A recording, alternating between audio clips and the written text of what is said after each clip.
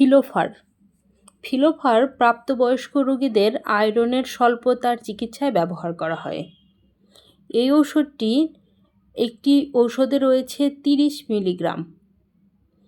এই একটি ওষুধের দাম মাত্র 11 টাকা। মাত্রা ও সেবন বিধি। এই ঔষধটি খালি পেটে অথবা খাবারের অন্তত 1 ঘন্টা আগে বা 2 ঘন্টা পরে গ্রহণ করতে হবে। এই ক্যাপসুলটি খোলা, ভাঙ্গা বা চিবানো যাবে না। এটা পানি দিয়ে গিলে খেতে হবে। সাধারণত দিনে 2টা ট্যাবলেট খাওয়ার নিয়ম রয়েছে, তবে চিকিৎসকের পরামর্শ ব্যতীত এই ওষুধ খাওয়া থেকে বিরত থাকুন। চিকিৎসার সময়কাল নির্ভর করবে আয়রনের স্বল্পতার তীব্রতার উপর ভিত্তি করে। কমপক্ষে 12 সপ্তাহের চিকিৎসায় এই ওষুধটি ব্যবহার করা হয়। কিংবা যতদিন আয়রন লেভেল সঠিক পরিমাণে শরীরে না তৈরি হয়, ঠিক ততদিন এই ওষুধটা ব্যবহার করা হয়ে থাকে। একটি ট্যাবলেট খাওয়ার পরে অন্তত 4 ঘন্টা পরে আরেকটি ট্যাবলেট খাওয়া যেতে পারে। এর কম সময়ে খাওয়া কোনোভাবেই উচিত নয়।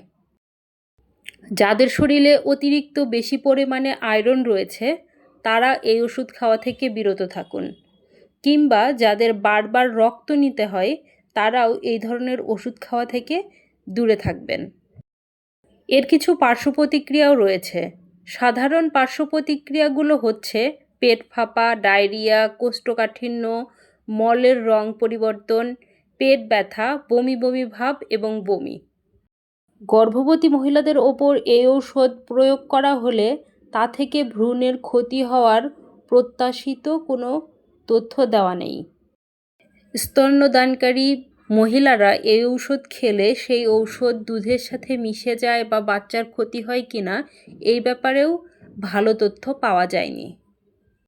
তবে ধারণা করা হয়, গর্ভবতী মহিলা বা স্তন্যদানকারী মহিলা যদি এই ঔষধ খেয়ে থাকেন, তাহলে মায়ের দুধের সাথে এই ঔষধ মিশে যেয়ে বাচ্চাদের তেমন ক্ষতি হয় না।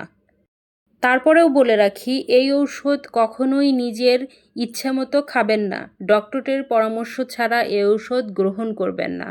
ওষুধ খাওয়ার পূর্বে অবশ্যই ডক্টরের পরামর্শ নিন, তারপরে গ্রহণ করুন। শরীরে অতিরিক্ত মাত্রায় আয়রন হয়ে গেলে সেটা শরীরের জন্য ক্ষতিকর। তাই ঔষধ চলাকালীন শরীরের আয়রনের মাত্রা ঠিক আছে কিনা সেটা বারবার চেক করতে হবে। এই ঔষধ কোনোভাবেই অপ্রাপ্তবয়স্কদের ক্ষেত্রে ব্যবহার করা যাবে না। এটা অপ্রাপ্তবয়স্কদের জন্য ব্যবহার করা কোনোভাবেই উচিত হবে না। আয়রনের মাত্রাধিক্যের কিছু লক্ষণ আপনাদেরকে বলছি, যেমন বমি বমি ভাব, বমি হওয়া, পেট ব্যথা এবং ডায়রিয়া। ওষুধটি আলো থেকে দূরে 25 ডিগ্রি সেলসিয়াসের নিচে শুষ্ক স্থানে রাখুন। শিশুদের নাগালের বাইরে রাখুন। এই ভিডিওটি চাইলে এমন কারো কাছে শেয়ার করতে পারেন যার এই ভিডিওটি কাজে আসবে। সে আপনার বন্ধু কিংবা পরিবারের কেউ হতে পারে। এই ভিডিও সংক্রান্ত কোনো মতামত থাকলে আমাদের কমেন্ট বক্সে জানিয়ে দিতে পারেন। আর আপনি যদি আমার এই চ্যানেলে নতুন হয়ে থাকেন, চাইলেই আমার চ্যানেলটিকে সাবস্ক্রাইব করে পাশে থাকা বেল বাটনটি দাবিয়ে রাখতে পারেন। তাহলে আমার সব ভিডিওর নোটিফিকেশান পৌঁছে যাবে আপনার কাছে। Thanks for watching. Please subscribe my channel.